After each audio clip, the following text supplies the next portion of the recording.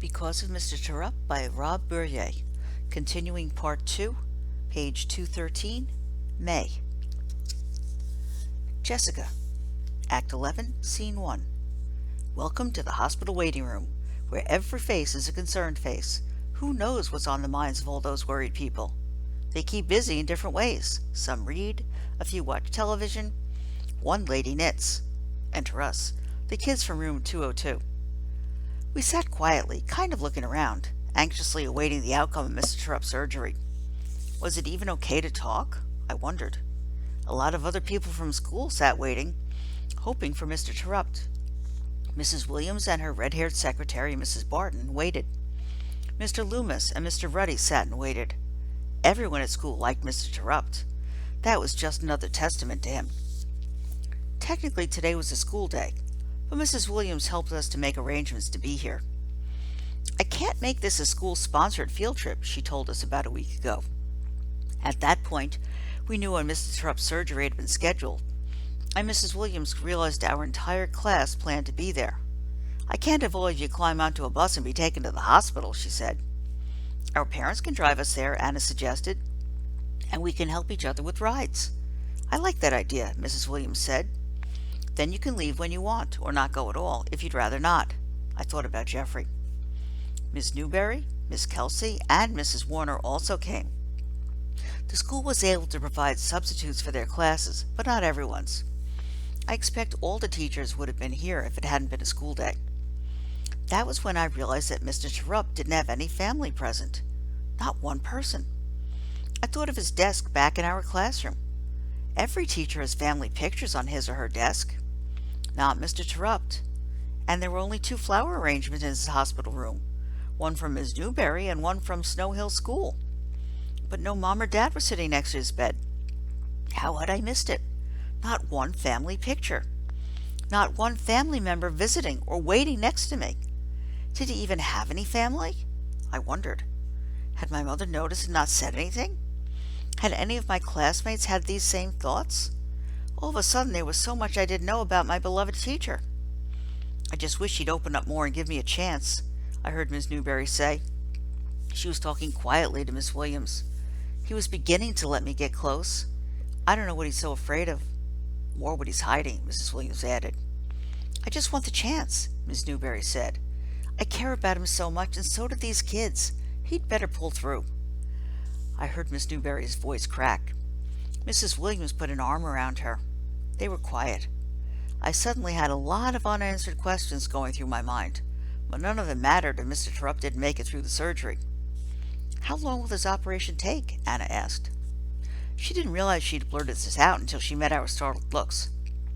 Thanks, Anna, I thought. The perfect candidate to break our silence. 8 hours, Luke said. Less if it goes well. More if there are any complications. Silence again. Luke. I'd visited the hospital several times, but never once had I gone to the waiting room. Not until I sat in there with my class on brain surgery day.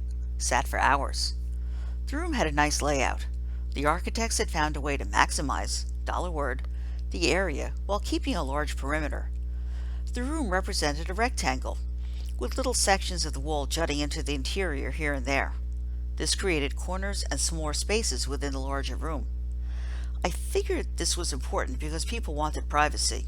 At least, that was how it felt while I waited. Danielle. We sat together in the waiting room. I sat next to my mother. We'd left Grandma home, not knowing how she would handle being in the company of Terry and Anna. Anna sat across from us next to her mother.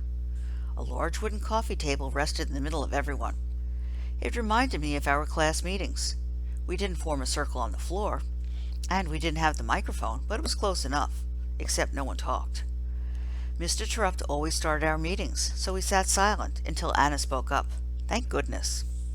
But after Luke answered her question, no one else talked. At least not until Jeffrey surprised us. He put our class microphone in the middle of that big wooden table.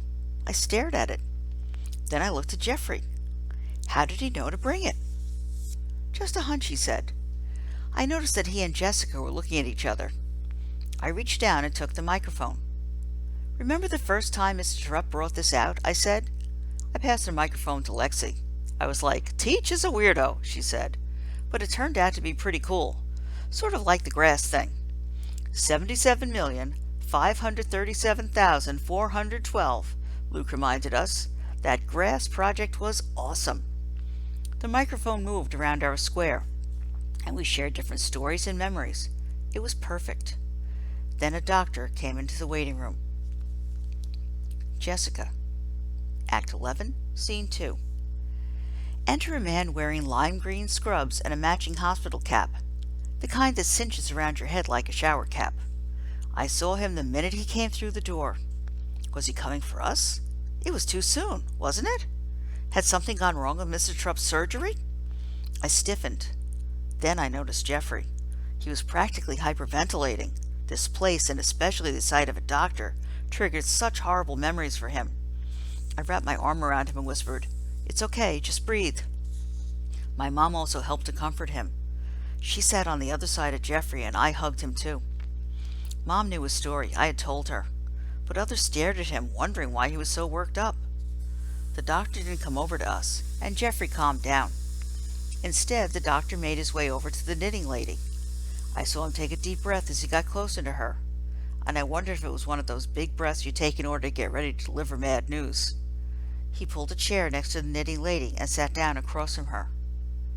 Once she realized that he was there, her hands and yarn and needles all stopped working and rested in her lap. Her eyes looked into the doctor's face. His lips never moved, but his head shook from side to side, and his face expressed sorrow. The knitting lady's strong chin dropped. The yarn and needles fell to the floor and her hands covered her face. She began to shake silently with lonesome tears. The doctor placed a hand on her back. He said, I'm very sorry. He waited for a while, then rose and walked out of the room. I felt silent tears trickling down my cheeks. I looked at my friends and saw some of them with tears too. I was scared, but I wasn't alone. Jeffrey. Hard to breathe. So many bad memories. Bad news everywhere. I saw the doc walk in. I couldn't catch my breath. Jessica noticed. She and her mom wrapped their arms around me and helped me calm down.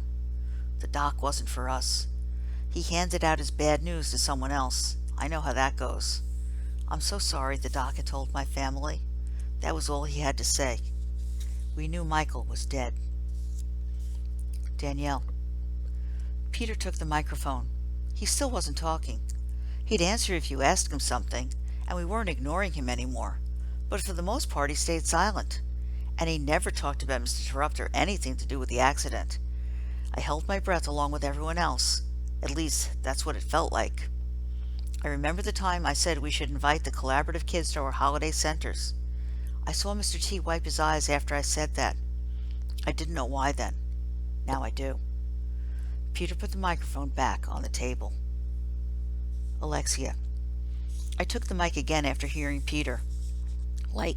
I knew what he was talking about, understanding stuff about Teach that he didn't before. That was true for me too. Teach took me in the hall and, said some stuff that I hated him for. Really hated him. But all he did was tell me the truth. I didn't want to listen. I hated him and the truth. I stopped talking, but I didn't pass the mic yet. I was thinking. I hope Teach wakes up so he can see that I listened, I added. He helped me. I'd like him to know that. I put the microphone back on the table. Peter picked it up again. Peter. I decided to pick up the microphone again and say one more thing. Maybe talking about Mr. T and sharing memories would help him pull through the surgery. Surgery. Brain surgery. I couldn't believe he had to have brain surgery. And all because of me. Because of the snowball I threw. My thoughts always came back to this. I remember the time I flung that frisbee. Mr. T said a few things to me, but that was it. I remember the puddle on the floor. He said a few things, but that was it.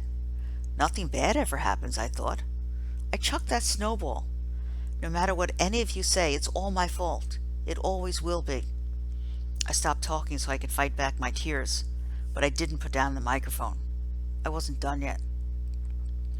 I'm sorry, I said as I looked around at everyone. I'm sorry you're here because of me. I let the microphone roll back onto the table. No one had time to respond. because another doctor walked in, and this time he was our man. Jessica, Act 11, Scene 3.